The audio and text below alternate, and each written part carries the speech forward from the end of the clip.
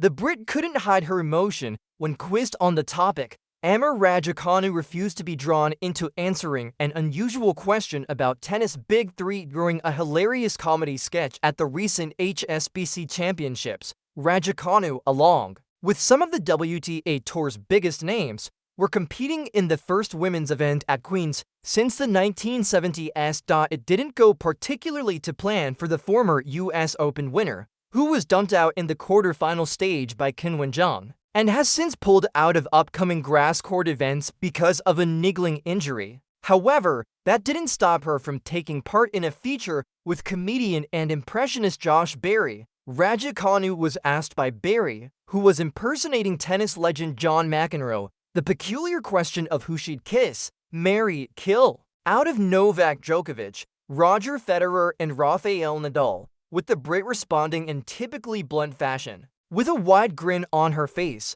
Raducanu replied, "There's no way I'm answering that question, like zero." Somewhat surprisingly, Raducanu's future doubles partner, Carlos Alcaraz, was happy to indulge in the hypothetical debate. The characteristically cheeky Spaniard said, "I would kill Novak for winning that final of the Olympic Games. I could marry Rafa Nadal," meaning Federer was left for Alcaraz to smooch, whereas recently crowned Australian Open champion Madison Keys got straight in there saying, "Kiss Rafa."